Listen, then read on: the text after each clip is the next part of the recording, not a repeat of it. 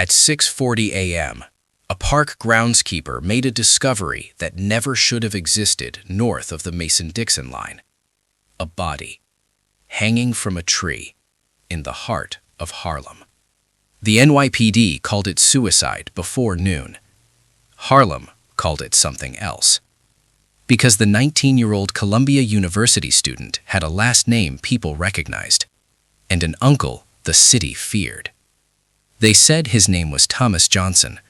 They whispered the other name quietly, Bumpy. And what followed over the next 7 days was never written into police records, but it permanently erased the Ku Klux Klan's presence in Harlem, according to the people who lived there. This is not a story about what the system did. This is a story about what happened after the system refused to act. By mid-morning on September 15, 1946, the New York Police Department had already made up its mind. The death of Thomas Johnson would be ruled a suicide. No prolonged investigation, no public press conference, no serious questioning of how a young man with no history of depression, no note, and no prior incidents ended up hanging from a tree in Marcus Garvey Park. Police reports described the scene as undisturbed.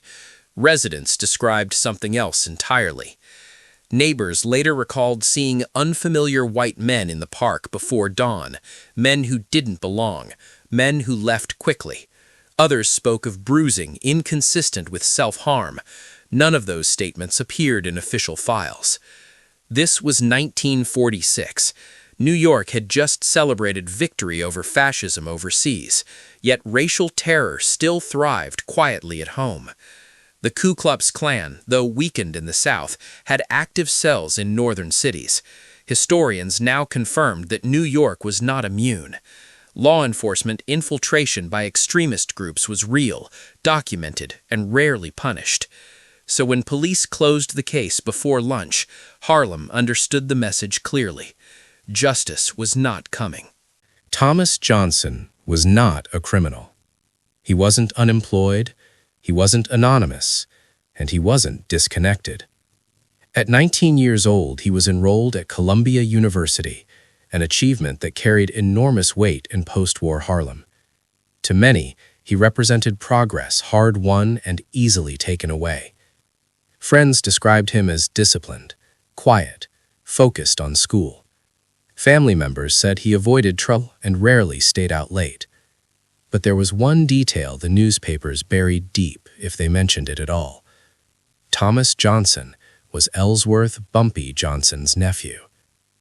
Bumpy Johnson was already a legend by 1946, part intellectual, part enforcer, part community protector, and part criminal, depending on who you asked. He was also a man known for strict personal codes, especially when it came to family. Oral histories collected decades later tell the same story again and again. When Bumpy was informed, he did not rage, he did not threaten publicly. He simply said, "I'll handle it." Those words would echo through Harlem for years. What happened next is best understood not by what the police did, but by what they refused to do. There were no arrests, no suspects named, no follow-up interviews with residents who came forward. Several retired Harlem residents later recalled detectives openly discouraging questions. One man remembered being told, "You don't want trouble. Let this go." Historians now confirm something that black communities had always known. During the 1940s, extremist sympathizers, including Klansmen, were present inside northern police departments. Some wore badges by day and hid behind silence by night. The absence of justice created a vacuum, and vacuums get filled. Within days, rumors began to circulate, not in newspapers, but on stoops, in barbershops, and behind closed doors. Names were whispered, locations hinted at. A warehouse on East 98th Street came up more than once. Police files show nothing unusual that week, but Harlem remembers it differently. because according to those memories, this was only day one. By September 16th, Harlem felt different. Not louder, quieter. Men who usually lingered on corners went home early. Shop owners closed an hour before sunset. Conversations stopped when unfamiliar faces appeared. According to oral histories, something unseen was moving through the neighborhood. But it wasn't the police. Multiple residents later recalled seeing known Klan sympathizers suddenly leave the city. One man reportedly abandoned his apartment overnight, leaving furniture behind. Another stopped showing up to work entirely. No crimes were reported. No bodies were found. Yet fear had shifted direction. For decades, white supremacist groups had relied on anonymity and institutional protection. What unsettled them now was uncertainty, because retaliation, if it was coming, wasn't loud. It wasn't public. It was selective. Historians note that organized crime figures in Harlem often gathered information faster than law enforcement. Barbershops, churches, porters, and janitors formed an informal intelligence network, one the NYPD neither controlled nor fully understood. By the end of day two, Harlem believed one thing with certainty. Someone knew exactly who was responsible. On September 17th, police responded to a call in Queens. A white male was found dead in his garage. The official report listed the cause as accidental, carbon monoxide poisoning. No signs of forced entry, no witnesses, case closed within hours. But Harlem recognized the name immediately. According to community memory, the man had been openly associated with extremist meetings in Upper Manhattan. He had bragged, he had threatened, and now he was gone. This wasn't proof of revenge. It was something more disturbing. It was plausibility. One unexplained death could be coincidence. Two might raise questions. But Harlem understood patterns because it had lived under them. Police did not cross-reference the case with Thomas Johnson's death. No connection was explored, no warnings issued. For the first time, fear traveled outward, from Harlem to the people who once terrorized it. And still, nothing could be proven, which was exactly the point. September 18th brought no headlines, no sirens, no official deaths. Instead, a man vanished. He was last seen leaving a warehouse job near the East River. Co-workers later said he looked terrified, checking behind him repeatedly. By the end of the week, his family filed a missing persons report. Police showed minimal interest. But Harlem talked. Some said he fled the city. Others claimed he lost his mind from paranoia, unable to sleep, unable to trust anyone. A few whispered that he was seen wandering wooded land north of the city days later, incoherent and alone.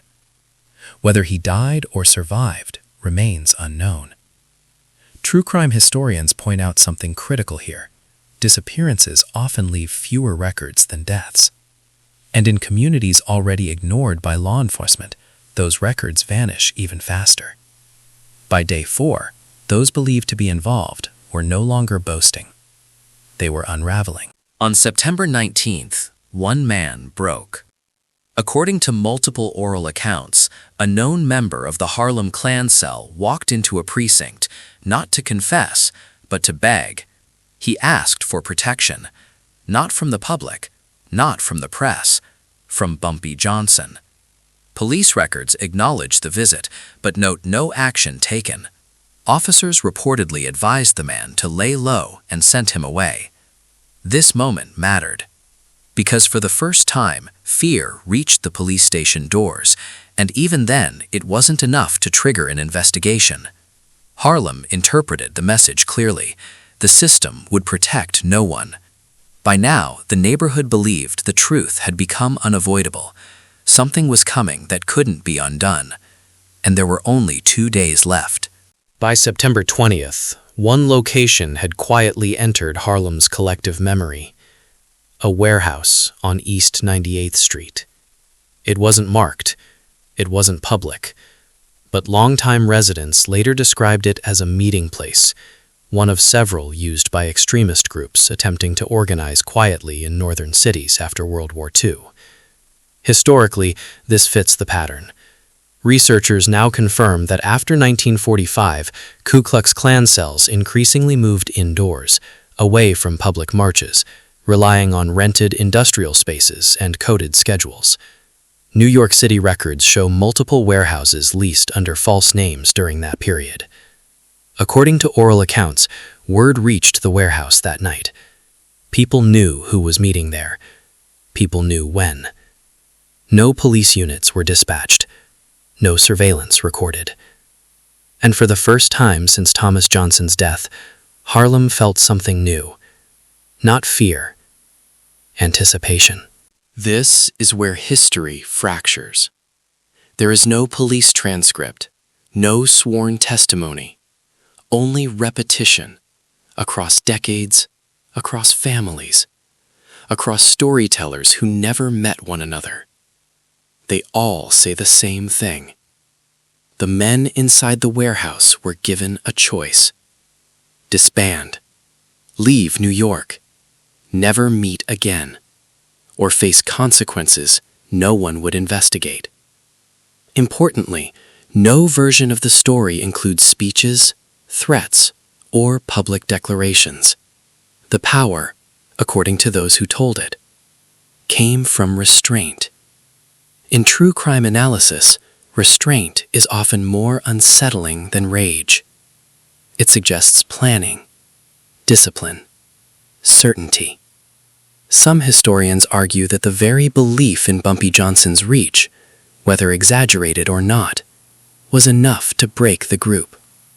15 men were allegedly present. By dawn, some had already decided to leave the city. Others stayed. Why did some stay? That question has haunted historians. Ego, denial, or the belief that New York, unlike the South, would protect them. Records confirm that many white supremacists in northern cities believed themselves insulated by anonymity and sympathetic officials. Harlem residents believed that arrogance proved fatal. By the morning of September 21st, several men had already fled the state. Apartments were vacated, jobs abandoned, names disappeared from city directories. 10 remained. What matters most is not what happened next, but what didn't. No emergency police mobilization. No protective custody. No attempt to disrupt the meeting place. In later interviews, retired officers admitted, off the record, that everyone knew something bad was coming. But knowing isn't acting, and history is shaped by that difference. September 21st ended quietly. Too quietly. Harlem residents later described an unnatural calm. Streets cleared earlier than usual. Windows darkened. Radios turned low. No one needed instructions. They had learned, through decades of experience, that when violence came without justice, survival depended on awareness. Officially, nothing happened that night. Unofficially, many say Harlem held its breath. Because the next day would be September 22nd, the 7th day. And whether myth or reality, everyone understood what the number meant. September 22nd, 1946, began like any other Sunday in Harlem. Church doors opened, newspapers hit stoops, children played under the watchful eyes of adults who hadn't slept much. Officially, the city moved on. But by mid-morning, smoke was reported near East 98th Street. Fire department logs from that day confirm a blaze at an industrial warehouse. The cause was listed as undetermined. No suspects were named, no motive explored. What stands out is what didn't happen. Police did not arrive first. No perimeter was established. Witness statements were minimal and quickly dismissed. In most American cities, a warehouse fire with fatalities would trigger immediate scrutiny. In this case, the paperwork ended almost as soon as it began. Later reports confirmed that 7 men died in the fire. Their names were printed once, briefly, without context. No affiliations mentioned, no follow-up articles published. Harlem noticed the silence.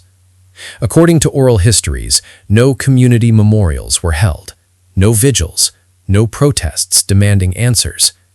The neighborhood understood something outsiders did not. This wasn't about celebrating death. It was about finality. True crime scholars emphasize that communities subjected to repeated injustice often develop informal closure, when formal justice is impossible. 7 men did not leave that building. 3 others survived, and they never returned to Harlem.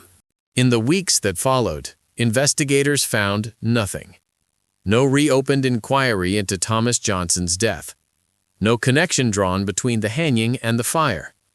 No disciplinary actions inside the NYPD. City officials labeled the events unrelated incidents. But historians argue that absence can be evidence.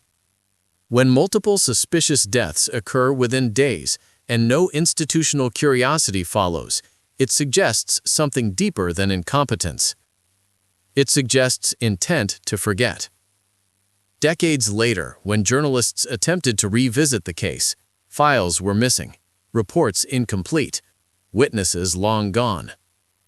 What survived instead were stories, passed quietly, repeated carefully, preserved because official history refused to hold them. Harlem never claimed this was justice. It called it consequence. In barber chairs and living rooms, elders told the same lesson. When the system fails completely, order doesn't disappear, it relocates.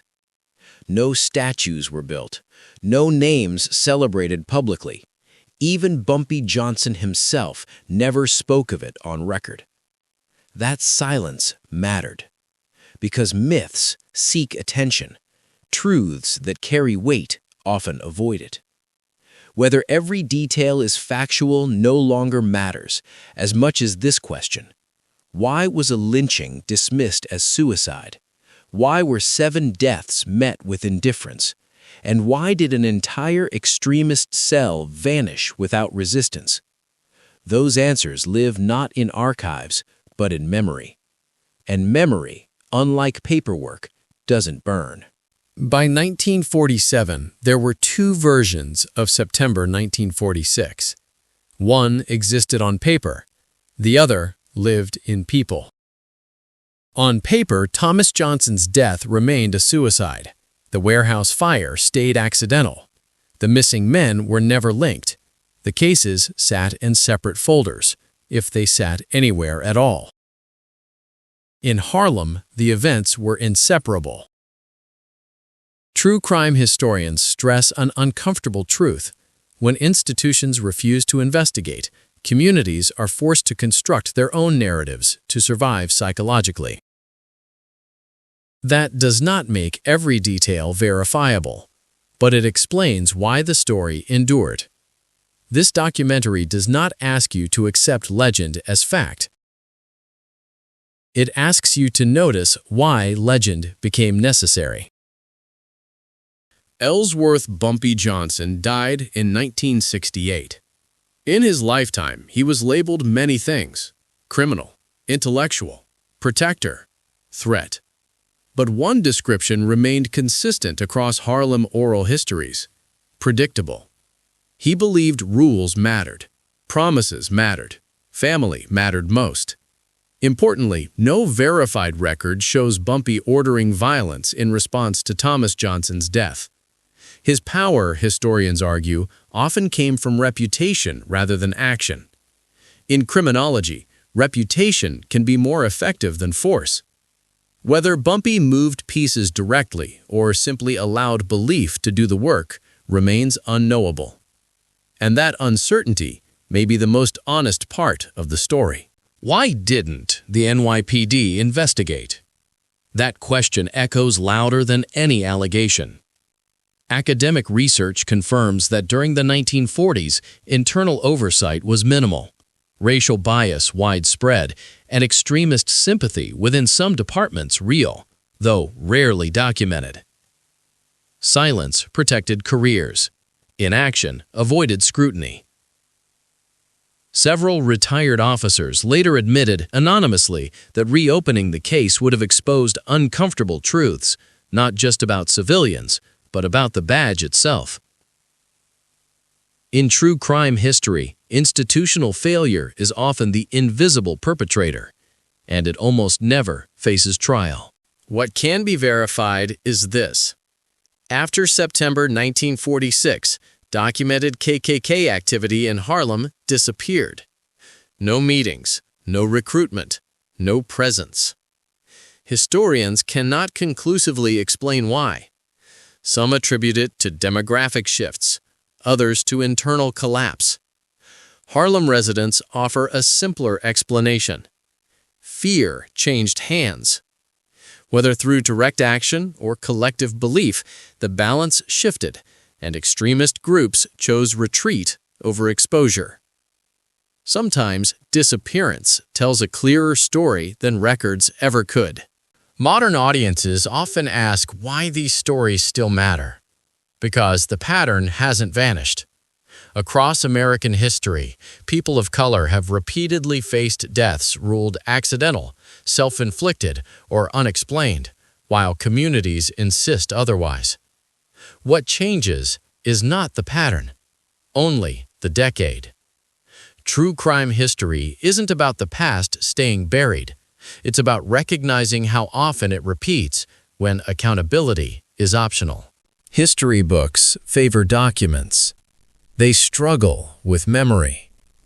But entire communities are built on memory, especially those excluded from official narratives.